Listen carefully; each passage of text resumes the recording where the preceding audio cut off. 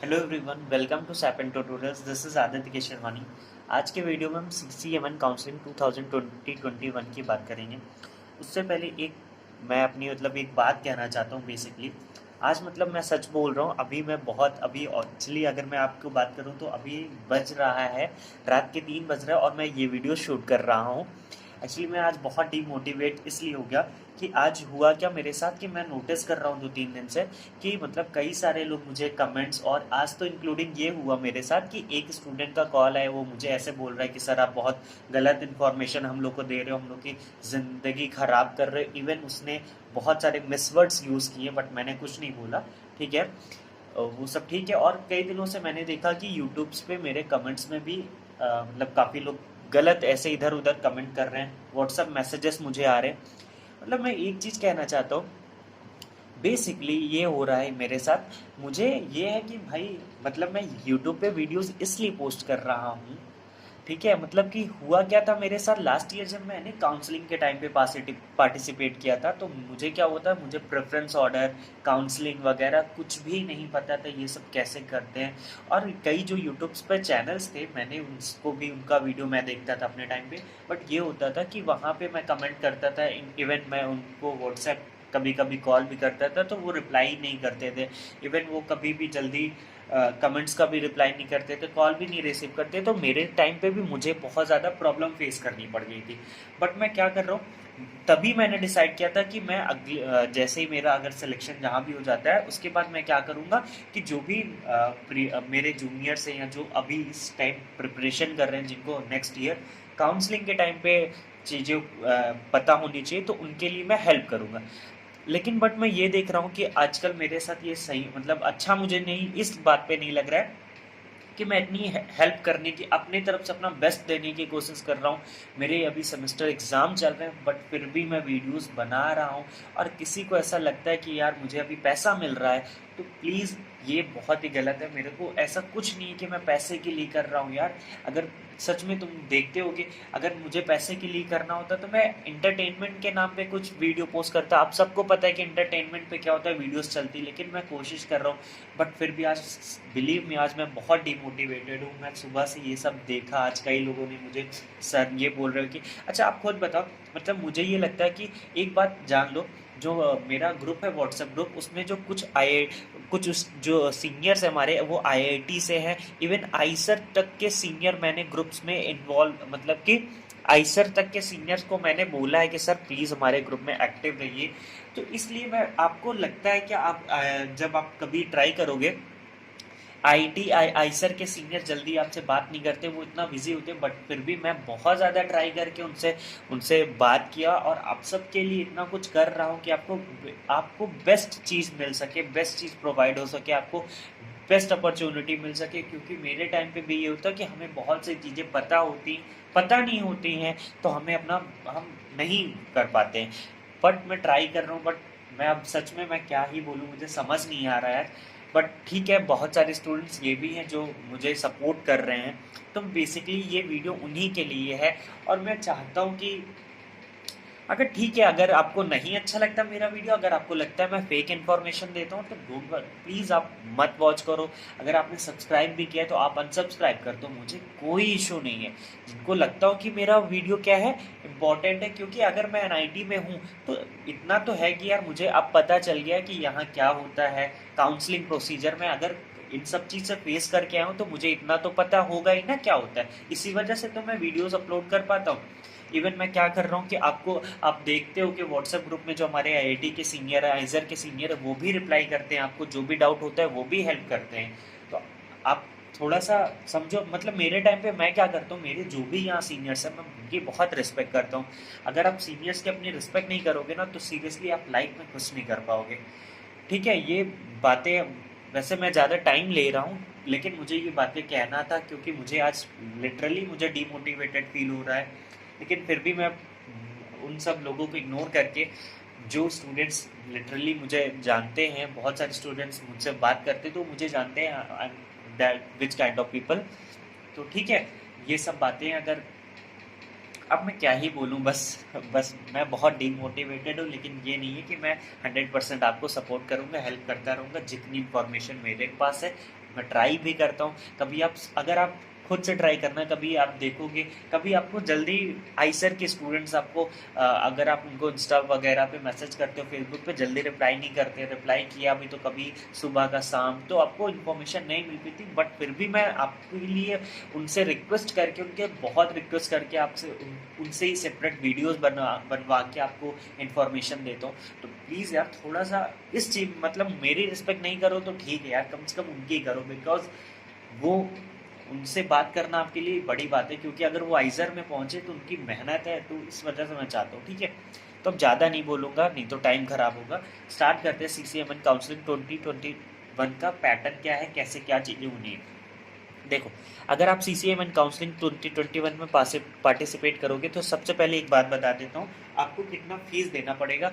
यहाँ पे आपको 2500 रुपये कितना लगता है, 2500 रुपये लगता है अप्लीकेशन फ़ीस। ये क्या है, अप्लीकेशन फ़ीस। जब अगर आपको NIT की काउंसलिंग में पार्टिसिपेट करना है तो उसके लिए आपको 2500 रुपये देना पड़ेगा। उसके बाद क्या होता है, देखो NIT की काउंसलिंग में बेसिकली अभी क्या है कि आप जो फॉर्म भरोगे, जब फॉर्म आता है इसका, तो उसमें ज़्यादा कुछ नहीं, आपका jam registration number, score card, अपना जो पर्सनल डिटेल्स होता है वो सब होता है। उसके बाद क्या होता है, प्रेफरेंस ऑर्डर। प्रेफरेंस ऑर्डर के बारे में मैंने बताया है, फिर भी आज बताऊंगा क्या गलतियां होती उन सब के बारे में। प्रेफरेंस ऑर्डर भरना पड़ता है वहाँ पे, उसके बाद फिर काउंसलिंग हमारी स्टार्ट होती है। तो सबसे पहले स्टार्ट करते हैं। देखो, बेसिक जो डिटेल होंगी वो आप भर लोगे। उसके बाद जो आती है बात, 2500 रुपये आपको पे करना पड़ेगा। उसके बाद आती है प्रेफरेंस ऑर्डर की बात। प्रेफरेंस ऑर्डर, अब ये प्रेफरेंस ऑर्डर क्या होता है, देखो सपोज मैंने आपको वैसे एक वीडियो सेपरेट बनाया था जो उसमें बताया था कि बेस्ट जितने भी MSc के, जो केमिस्ट्री की बात करूँ तो बेस्ट MSc के जो भी इंस्टीट्यूट NIT का, तो उनका मैंने आपको आइडिया दे दिया था। तो सबसे पहले मैंने क्या रखा था, NIT त्रिकी को रखा था, देन राउरकेला को रखा था, देन सूरतकल, फिर वारंगल, ऐसा जो मैंने ऑर्डर आपको बता दिया था। तो देखो, प्रेफरेंस ऑर्डर, अगर आपका ओपिनियन कुछ और है, अगर आपको जैसा suppose MSc in organic chemistry करनी तो आपको वारंगल, तो आप वारंगल को ऊपर रख सकते हो। अब देखो गलती क्या होती है प्रेफरेंस ऑर्डर में, मेरे साथ भी क्या हुआ था उसका मैं आपको बताता हूँ। देखो सपोज आपको चाहिए मान लो ये इधर देखो, आपको चाहिए राउरकेला चाहिए, आपको NIT राउरकेला चाहिए। तो आपने किया क्या कि NIT त्रिकी को सबसे पहले नंबर पे रख दिया, सेकंड नंबर पे आपने क्या कर दिया, सूरतकल रख दिया, और थर्ड नंबर पे आपने क्या किया, राउरकेला रख दिया।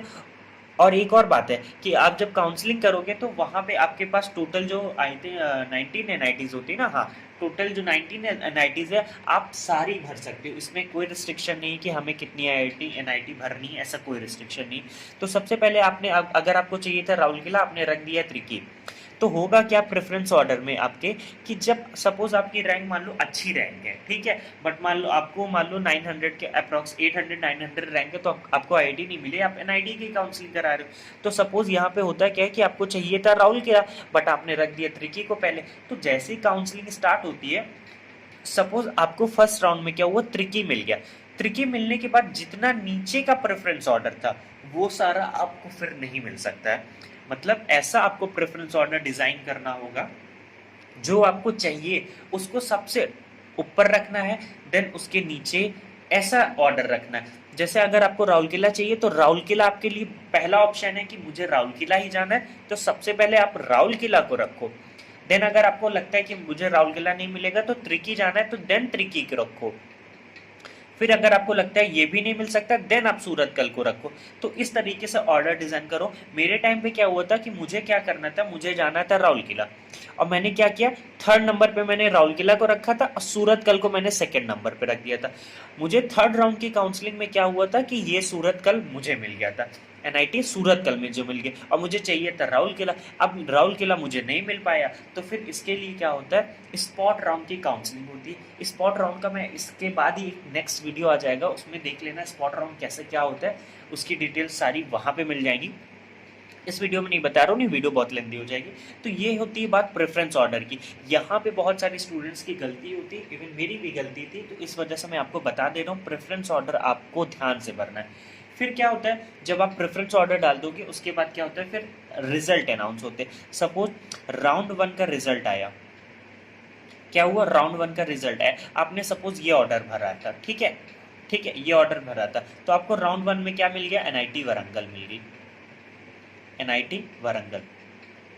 लेकिन अगर देखो, अब आप सपोज आपको एनआईटी वारंगल के ऊपर जो एनआईटी ये सब है, आपको फर्स्ट राउंड के बाद ये रियलाइज हो रहा है कि मुझे ऊपर की काउंट, ऊपर का ये नहीं चाहिए, मुझे वारंगल ही चाहिए। ठीक है, तो जैसे आपका राउंड 1 में आपको एनआईटी वारंगल मिल गया, तो इसके बाद आपको 3 ऑप्शन आएंगे, 3 ऑप्शन आएंगे। पहला ऑप्शन आएगा फ्रीज, दूसरा फ्लोट और तीसरा विड्रॉ। 3 ऑप्शन आपको देखने को मिलेगा बेसिकली। फ्रीज मतलब ये है कि आपको एनआईटी वारंगल चाहिए और उसके बाद जो फर्दर आगे राउंड की काउंसलिंग है उसमें आपको पार्टिसिपेट नहीं करना है। ठीक है, फ्रीज का मतलब ये होगा। फ्लोट का मतलब ये है कि आपको एनआईटी वारंगल चाहिए, लेकिन एनआईटी वारंगल आप चाहते हो कि एनआईटी वारंगल, फ्लोट का मतलब ये होता है कि एनआईटी वारंगल की आपकी सीट फिक्स हो जाएगी इस, और फ्लोट का मतलब फिर ये होता है कि आप सेकेंड राउंड के लिए भी पार्टिसिपेट करना चाहते हो। तो सेकेंड राउंड में अगर आपको कोई और एनआईटी, सपोज सूरत कल आपने वारंगल से ऊपर रखा था, तो सेकेंड राउंड में जब रिजल्ट आया तो सेकेंड राउंड में आपको क्या मिल गई है, सूरत कल मिल गया। तो सूरत कल मिलने से क्या होगा कि आपको जो एनआईटी वारंगल वाली सीट थी वो क्या हो जाएगी, अब नहीं रह जाएगी, आपको सूरत कल मिल गया। इसलिए आपको प्रेफरेंस ऑर्डर वैसे भरना है, जो आपको चाहिए उसी को ऊपर रखना है। देखो, फ्रीज, फ्लोट और विड्रॉ। विड्रॉ का मतलब ये होता है कि अब आपको काउंसलिंग पार्टिसिपेट ही नहीं करना है, आपको एनआईटी वारंगल जो फर्स्ट राउंड में मिली वो भी आपको नहीं चाहिए और आप क्या कर लोगे, विड्रॉ कर लोगे।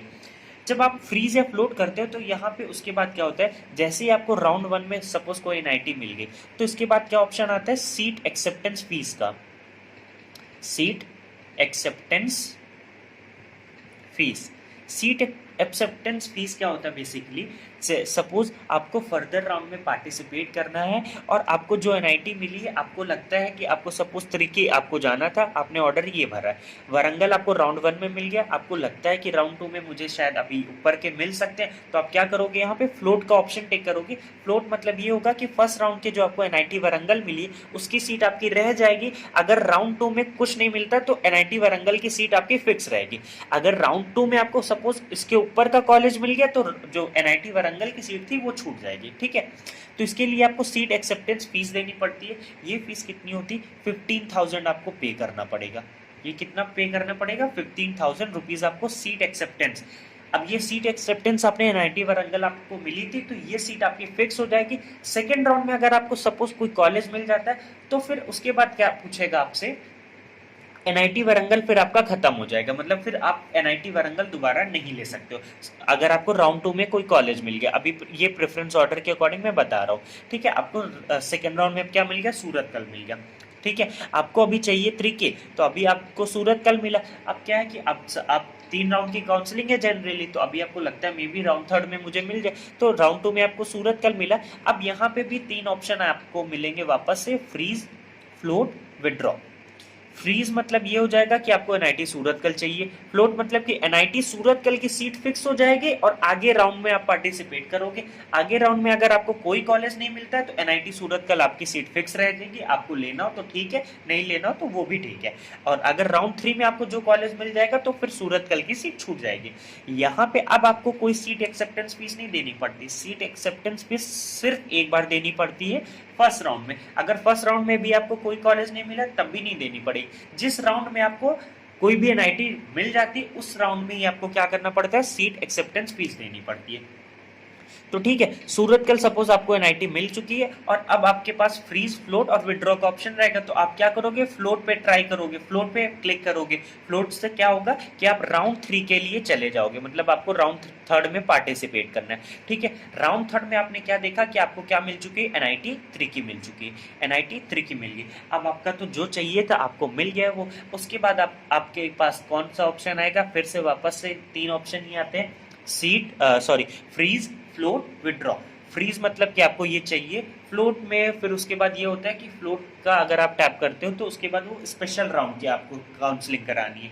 ठीक है, तो अगर आपको एनआईटी 3 की मिल जाता है तो ठीक है। सपोज अगर आपको थर्ड राउंड में क्या मिल गया, राउल किला मिला, क्या मिला, राउल किला मिला। सपोज आपको राउंड 3 में राउल किला मिला, लेकिन अभी आपको जाना कहाँ है, 3 की। लेकिन आपको ये पता होना चाहिए कि बहुत सारे एनआईटीज में क्या होती है, सीट्स वैकेंट रह जाती है, तो वो सीट जो वैकेंट रहती हैं वो कहाँ फुलफिल होती है, स्पॉट राउंड में फुलफिल होती है। तो उसके लिए आपको स्पॉट राउंड की काउंसलिंग कराना पड़ता है। स्पॉट राउंड का डिटेल्स क्या होता है वो अभी आपको नेक्स्ट वीडियो में मिल जाएगा।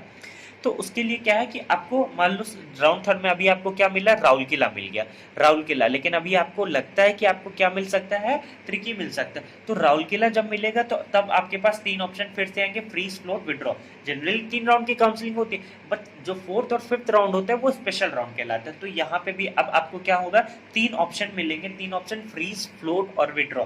फ्रीज मतलब आपको राउल किला चाहिए, ठीक है। फ्लोट मतलब कि आपको राउल किला वाली सीट फिक्स हो जाएगी और अब आप स्पेशल राउंड की काउंसलिंग में पार्टिसिपेट करोगे, ठीक है। और विड्रॉ मतलब कि आपको काउंसलिंग नहीं करनी। अब अगर आप विड्रॉ यहाँ से कर लेते हो राउंड थर्ड से, तो ये जो आपने 15,000 पे किया था इसका 1,000 कट के आपको पूरा रिटर्न हो जाता है। तो ये बात हो गई जनरल आपको काउंसलिंग कैसे करना है।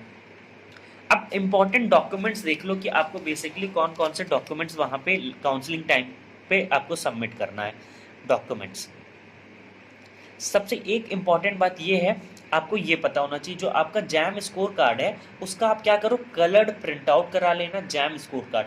ये बहुत इंपॉर्टेंट होता है जब आप सपोज आपको कोई आईआईटी एनआईटी मिल जाती है, जब आपका डॉक्यूमेंट वेरिफिकेशन होता है तो वहाँ पे आपको क्या करना पड़ता है, जैम स्कोर कार्ड कलर्ड आपको वहाँ पे देना पड़ता है। अभी मिल रहा है क्योंकि एक स्टूडेंट मेरा फ्रेंड है, उसके साथ क्या हुआ था, वो मेरा अभी प्रेजेंटली फ्रेंड है, जब हमारा ऑनलाइन डॉक्यूमेंट वेरिफिकेशन हुआ था तो उसने क्या किया था, उसका जैम स्कोर कार्ड खो चुका था और ऑलमोस्ट 6 महीना हो गया था उसने साइट पे, तो साइट पे फिर नहीं मिल रहा था, तो उसको बहुत प्रॉब्लम फेस करना पड़ा था।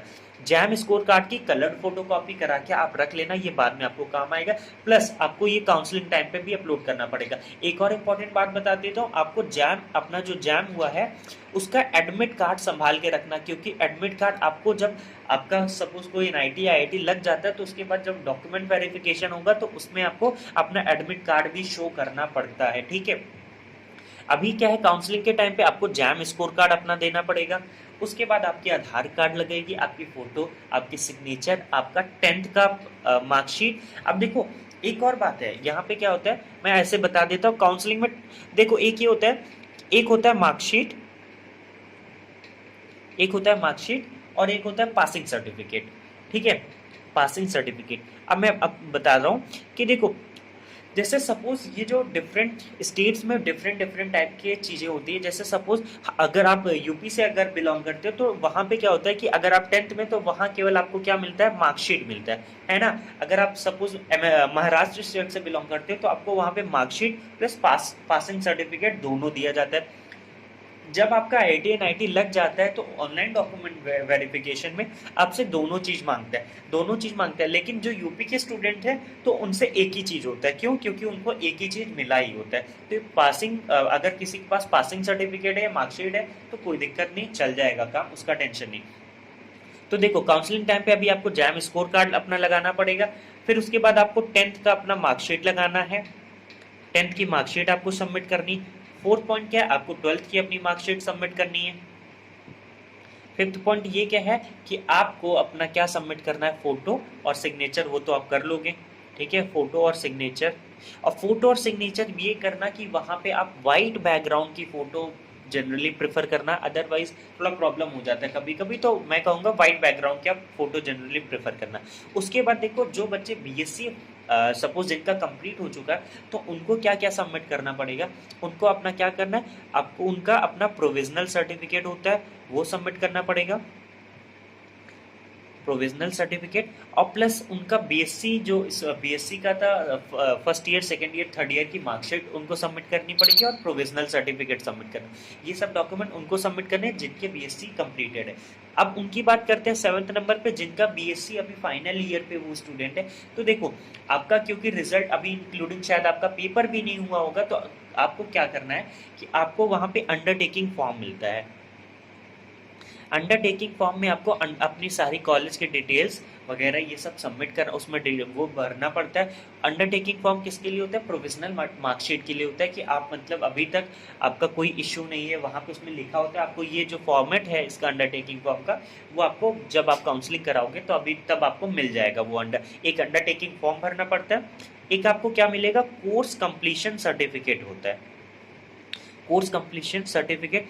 Course completion undertaking certificate basically होता है। तो वो भी क्या होता है कि आपको सबमिट करना पड़ता है। उसमें ये होता है कि आपको आपकी यूनिवर्सिटी या कॉलेज से आपको यहाँ पे अपनी डिटेल्स भरनी पड़ेगी और अपने डिपार्टमेंट के हेड से या जो भी आपके डीन हो उनसे आपको क्या कराना पड़ेगा, साइन और सील लगवाना पड़ेगा। उसके बाद आपको क्या करना पड़ेगा, यहाँ पे सबमिट करना पड़ता है। इसका ये मतलब होता है कि आपका जो कोर्स है वो इस साल कंप्लीट हो जाएगा। आप मतलब कि ये प्रूव के लिए होता है कि आप बीएससी एक्चुअली थर्ड ईयर में हो। तो क्योंकि अभी आपका रिजल्ट तो आया नहीं, तो आप रिजल्ट तो अपलोड नहीं कर सकते हो, तो आपको कोर्स कंप्लीशन सर्टिफिकेट वहाँ से फॉर्मेट मिल जाता है। आपको फोटोज आप उसका स्कैन करके अपने डीन से बात कर लेना, वो करा लेना।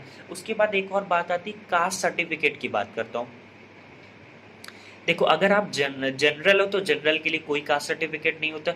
अगर आप ईडब्ल्यूएस हो, और फिर बात करता हूँ ओबीसी वालों की, SC ST की भी बात करता हूँ। अगर आप ईडब्ल्यूएस हो, अगर आप ईडब्ल्यूएस कैटेगरी से बिलोंग करते हो, ओबीसी से, तो आपका जो ये कास्ट सर्टिफिकेट है, कास्ट सर्टिफिकेट चाहे स्टेट का हो चाहे सेंट्रल का हो, दोनों चल जाएगा, कोई इशू नहीं है। बट यहाँ पे क्या है, ईडब्ल्यूएस और ओबीसी में आपका जो सर्टिफिकेट होना चाहिए, वो आपका सर्टिफिकेट जो होना चाहिए वो 2021 का होना चाहिए। प्रोबेबली मेरे टाइम पे एग्जैक्टली, अभी आप काउंसलिंग टाइम पे आ जाएगा। मेरे टाइम पे क्या हुआ था कि जो मेरे फ्रेंड्स है उसका क्या हुआ था कि ईडब्ल्यूएस से वो बिलोंग करता था, और जब काउंसलिंग टाइम पे बेसिकली उन्होंने मांगा क्या था कि जो ईडब्ल्यूएस होना चाहिए वो 31 मार्च के बाद का होना चाहिए। तो अभी अगर आप क्या देख रहे हो, जैसे ही आपका मार्च खत्म होता है, अगर आप ईडब्ल्यूएस से हो, अगर आपका बना है तो आप उसको रिन्यू करा लो। ओबीसी से हो तो भी आप उसको रिन्यू करा लो, क्योंकि जो आपको अपलोड करना है वो न्यूली करना है। अगर मैं बात करता हूँ SC ST कैंडिडेट्स की, तो उनका जो है वो पुराना सर्टिफिकेट्स भी होता है उनके पास, तो वो भी चल जाएगा, उनके लिए कोई इशू नहीं है। डॉक्यूमेंट्स में आई थिंक सारी बातें हो गई। 10th 12th photo signature, provisional marksheet आपके पास जो बीएससी कर चुके हैं उनके लिए, अंडरटेकिंग फॉर्म आपको वहाँ से मिल जाएगा कि आपका प्रोविजनल के लिए आपको वहाँ ड्यूरिंग काउंसलिंग टाइम मिल जाएगा। फिर कोर्स कंप्लीशन का आपको अपने डीन से कराना पड़ेगा। ये बात हो गई कास्ट सर्टिफिकेट की। और प्रोबेबली अब आई थिंक, हाँ, एक और बात ये है कि सपोज आपने क्या किया है कि जो आपका 2500 आपने एप्लीकेशन फॉर्म फीस दी थी, अगर आप विड्रॉ करते हो तो वो एप्लीकेशन फीस आपको नहीं मिलती है। ठीक है। अब एक और बात है, जो आपने सपोज सीट एक्सेप्टेंस फीस दे दी है, जो आपने सीट एक्सेप्टेंस फीस दी है 15,000 अगर आपने दी फर्स्ट राउंड में, अगर लेकिन थर्ड राउंड तक आते आते आपको आपकी मनपसंद एनआईटी नहीं मिलती, तो आप नहीं लेना चाहते हो, तो फिर उसके बाद वो 15,000 का क्या होता है कि वो जो 15,000 होता है वो 1,000 कट करके आपको 14,000 कंप्लीट मिल जाता है। और आपको सपोज स्पेशल राउंड में ये 15,000 आपने जो जमा कर दी, थर्ड राउंड में आपको जो एनआईटी मनपसंद की मिल गई है, तो ये जो 15,000 होता है, ये क्या होता है फिर उसके बाद उसी में आपके फीस में सबमिट हो जाता है। किस में सबमिट हो जाता है? फीस में सबमिट हो जाएगा। ये 15,000 आपके फीस में सबमिट हो जाएगा। एक और इम्पॉर्टेंट बात ये है कि जैसे ही आपको सपोज राउंड थर्ड में क्या है कि आपको एनआईटी, जो भी आपकी मनपसंद एनआईटी, सपोज आपको एनआईटी राउरकेला जाना है, एनआईटी राउरकेला आपको मिल गई है। अब क्या है, एनआईटी राउरकेला आपको मिल गई, आपको ये चाहिए, इसके बाद आपको 10 to 12 डेज ये टाइम देता है ये इंस्टीट्यूट। इसमें आपको क्या करना पड़ता है, आपको फर्स्ट सेमेस्टर की फीस पे करनी पड़ती है। आपको पता होगा फर्स्ट सेमेस्टर की एनआईटी राउरकेला की फीस कितनी, 57,500 आपकी फीस है। तो 15,000 उसमें से माइनस कर दोगे, क्योंकि ये ऑलरेडी आपने दे दिया, तो आपको 42,500 पे करनी पड़ेगी। तो इसके लिए आप रेडी रहना, पहले से मैं बता दे रहा हूँ, क्योंकि इतना पैसा आपको देना पड़ेगा, तो आप पहले से रेडी रहना। तो ये फीस आपको देनी पड़ेगी, और टाइम बहुत कम देते हैं। अगर आप इस टाइम पे फी नहीं पे कर पाओगे तो आपकी सीट भी कैंसिल हो जाती है। सीट कैंसिल हो जाएगी तो दोबारा आप कुछ नहीं कर पाओगे। आई थिंक इतना सफिशिएंट है। एंड यस, मैं, आप टेंशन मत लो, जो स्टूडेंट्स देख रहे हैं मुझे, तो मैं उनको गाइड करता रहूँगा, हेल्प करता रहूँगा। एक और ये बात है कि आपको ये लगता होगा, मैं बिज़ी तो हूँ, मैं अपने सेमेस्टर एग्ज़ाम में, बट फिर भी अगर आपने एक चीज़ नोटिस की हो मेरे बारे में, कि मैं यूट्यूब के हर एक कमेंट्स का रिप्लाई करता हूँ, हर एक व्हाट्सएप मैसेज का रिप्लाई करता हूँ, सबकी कॉल रिसीव करता हूँ, बट इसका ये मतलब नहीं कि मैं बहुत ज़्यादा फ्री हूँ। बस मैं ये चाहता हूँ कि आपका अच्छा हो जाए, आप अच्छी जगह पहुँच जाओ। तो यार मैं ये नहीं कहूँगा कि यार मेरी रिस्पेक्ट करो, यार तुम्हारा मन, तुम्हारी मर्जी है, इट्स योर लाइफ। आपका वो, आपकी पर्सनैलिटी शो करता है कि आप किसको किस तरीके से रिस्पेक्ट करते हो। आपका नहीं रिस्पेक्ट करना, आई डोंट केयर, मुझे कोई फ़र्क नहीं पड़ता है, आपकी मर्जी। बट अगर मैं थोड़ी सी आपकी हेल्प कर रहा हूँ तो उसका देख लो, बाकी मेरी रिस्पेक्ट करो चाहे ना करो। और जो हमारे सीनियर्स ग्रुप्स में प्रेजेंट है, प्लीज़ उनकी तो मैं उन क्योंकि वो मेरे बिहाफ पे वो आपसे जुड़े हैं, तो मैं उनके लिए कहूँगा कि अगर आप उनकी एटलीस्ट रिस्पेक्ट करो, क्योंकि बहुत बार क्या होता है ग्रुप्स में आप लोग इधर उधर गाली वगैरह दे देते हो, बात और इधर इधर उधर बात कर लेते हो। बहुत सारी लड़कियां हैं ग्रुप्स में जो कि अच्छा नहीं है गाली वाली देना, तो आप लोग थोड़ा उधर भी देख लो। आई थिंक इतना सफिशिएंट होगा, नहीं तो वीडियो बहुत लेंथी हो जाएगी। सो या thank you so much for watching the video.